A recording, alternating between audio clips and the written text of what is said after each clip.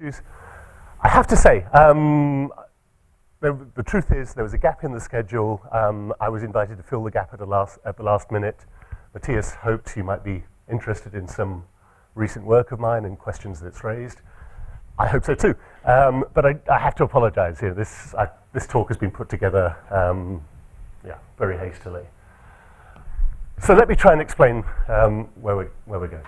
I want to discuss informally, give you a couple of highlights from these two recent papers, one of which is joint work with Damien Pitalua Garcia, who may or may not be, who's there at the back, and the other one.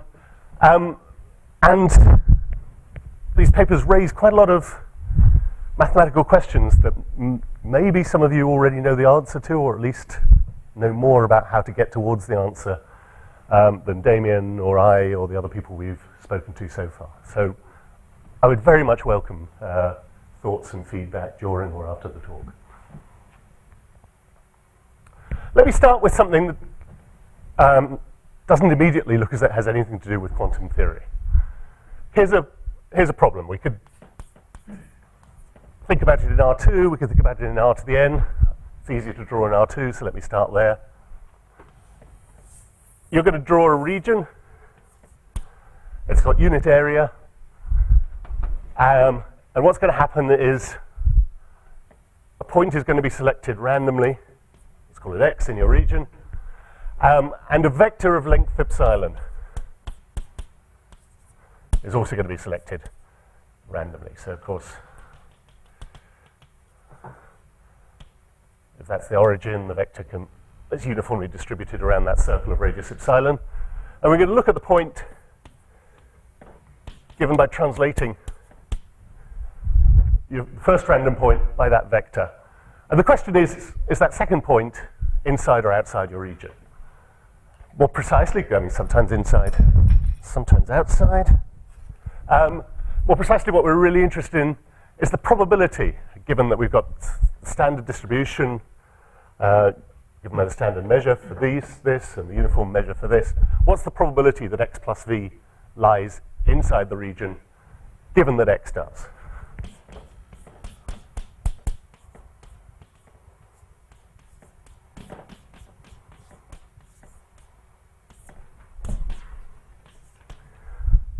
Well, obviously that depends on your region. So a natural question is, how do you maximize that probability? What region maximizes this expression?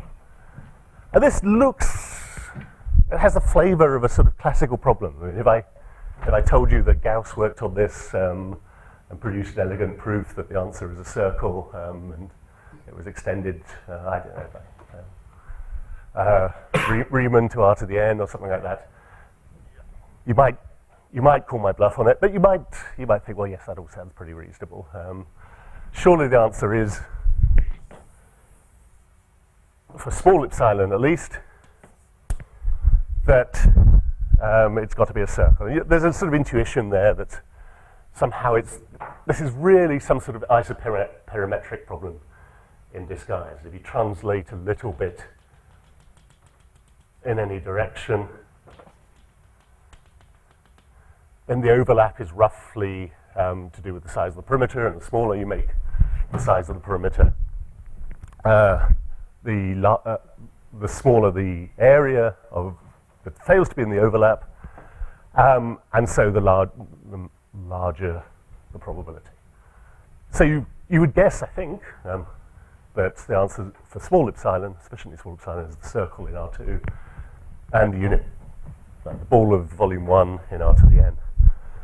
And that may well all be true, but as far as I've been able to establish, although it's an incredibly simple question to phrase, nobody knows the answer. Now, I pause here in case anybody in the audience. My guess is if you let n go to infinity, it might not matter what the shape is. Probability should be about a half. I don't quite understand what we're doing in this limit. Do you mean for every finite n it matters, but or Well, as n goes to infinity, all the mass is concentrated towards the surface. Yeah. Your idea, so it depends the order of picking epsilon, whether you pick epsilon or n first. But if you pick epsilon first and then you let n get sufficiently large, then it looks like you're going to be. I get that, but I guess I'd like to pick n first and then ask the question for as epsilon gets to 0. You Yep. looked in this book by Ledoux and Talleyrand. You mentioned isoperimetric inequality. Yeah. I think this is known.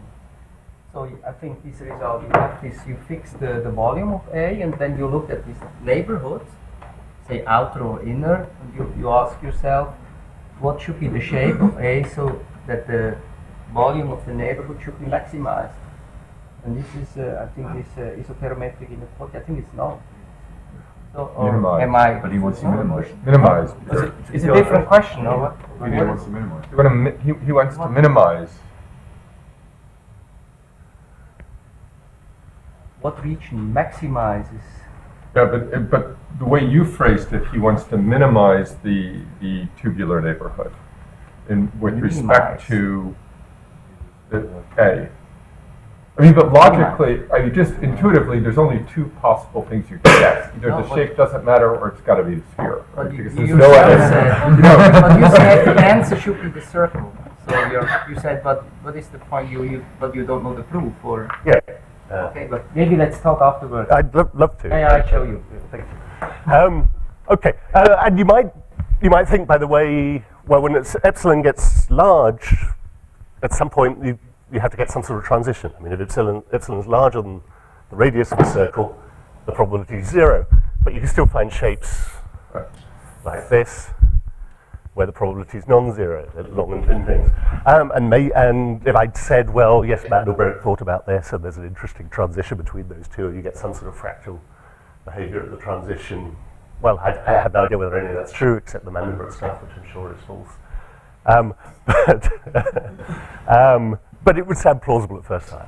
So there seems to be some sort of interesting, possibly underexplored combinatorial mathematics that underlies what I'm about to talk about. So let me move to that and to quantum theory. I want to think about a standard Bell experiment in the sense that we're working with a singlet. We have two separated parties, Alice and Bob. It's a singlet state of 2 qubits. The only thing that's perhaps not so standard in these discussions is that Alice and Bob are free to choose continuously from any possible measurement axis. So they choose a random vector A on Alice's side, B on Bob's side, from the uniform distribution on the Bloch sphere. That vector defines a measurement, projective measurement onto that vector and its complement, and it also defines labels for the outcome. So if Alice chooses vector A, this corresponds to outcome +1, and the orthogonal vector to outcome -1. And we're going to be interested in, we could let them do this in general, but then we're going to be interested in the behavior of their results when we partition up into vectors that are separated by a given angle. So A dot B is cos theta. And in particular, I want to look at the correlation function, which is just the expectation value of the product of these plus or minus ones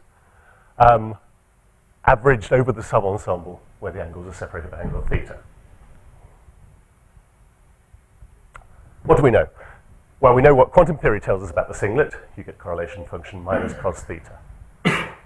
We know that if you're interested in local hidden variable stories about what could be going on in this experiment, well, we know first that any probabilistic local hidden variable story is just a probabilistic mixture of deterministic ones, and so we can bound the behavior of what you can predict by local hidden variables by focusing on deterministic ones. So let's do that.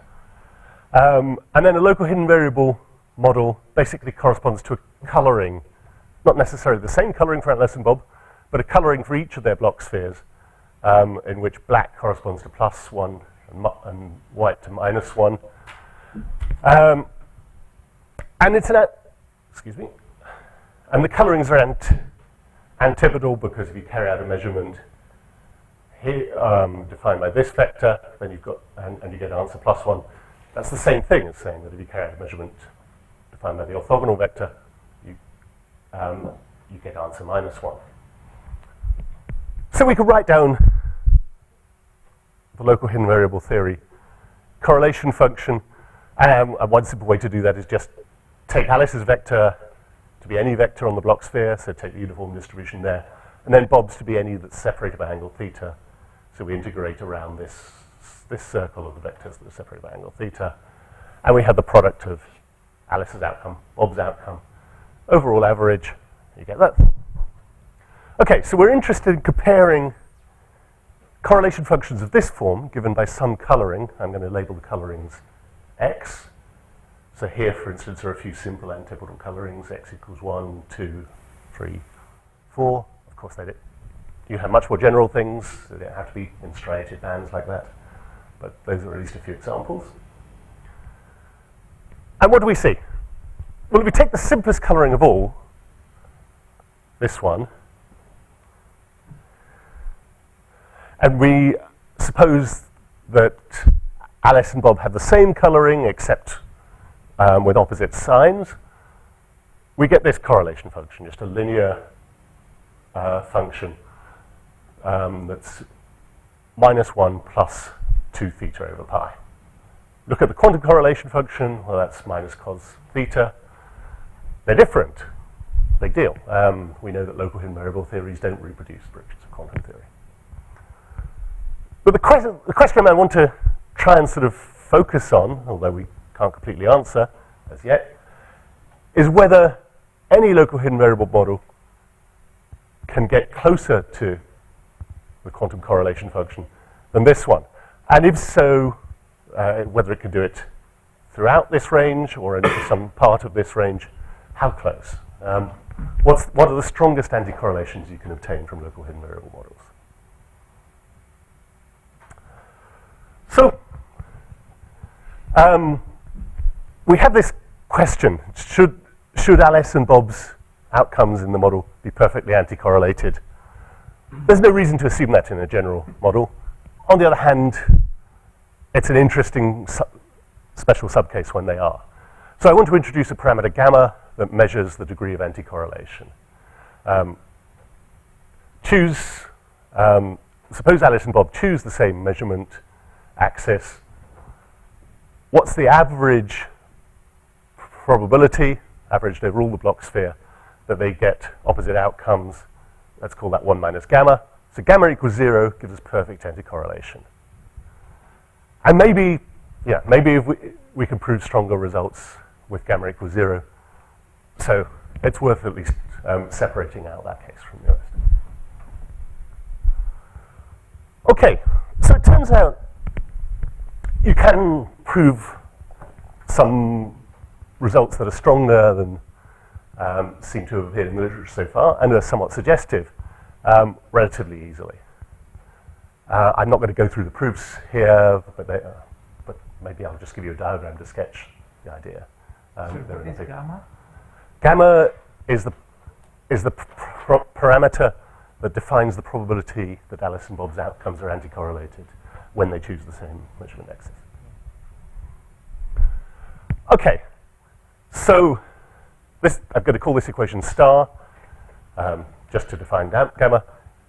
If we have a coloring, i.e. a local hidden variable model that satisfies that equation, take any integer n greater than 2, any value of theta that lies in this interval between pi over n and pi over n minus 1,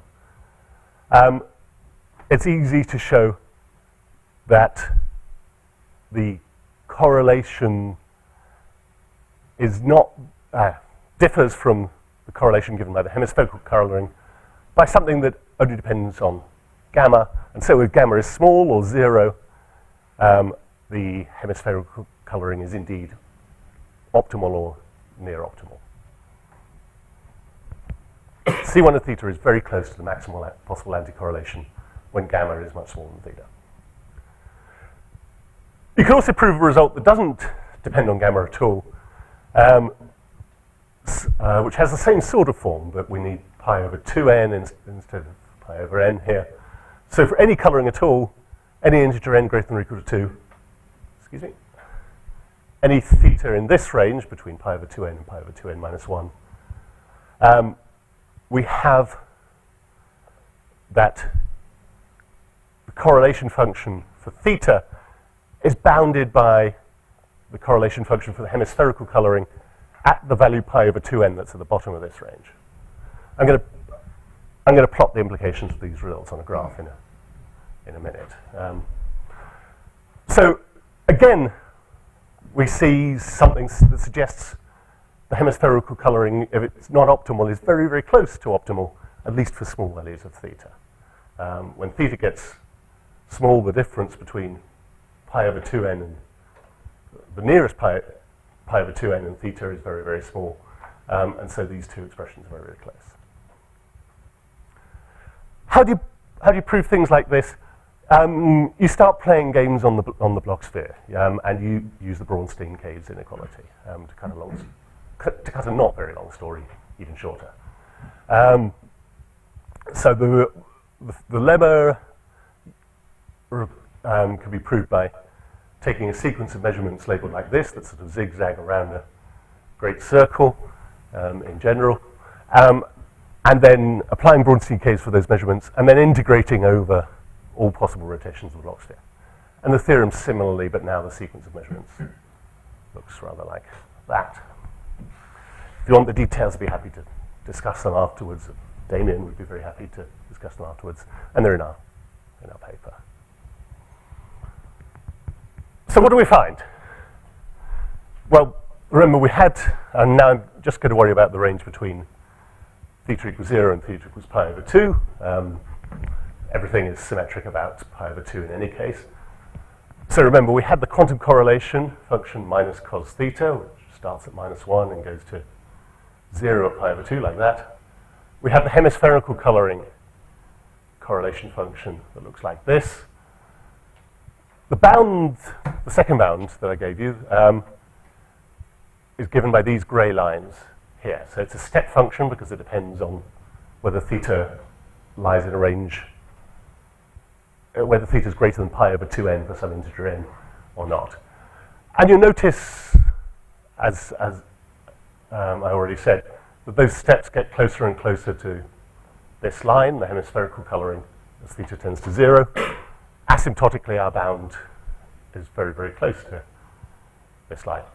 You'll also notice this bound separates out all possible local hidden variable correlations from quantum correlations, all the way right up from theta equals 0 to theta equals pi over 3, if I have it right. Yeah, pi over 3.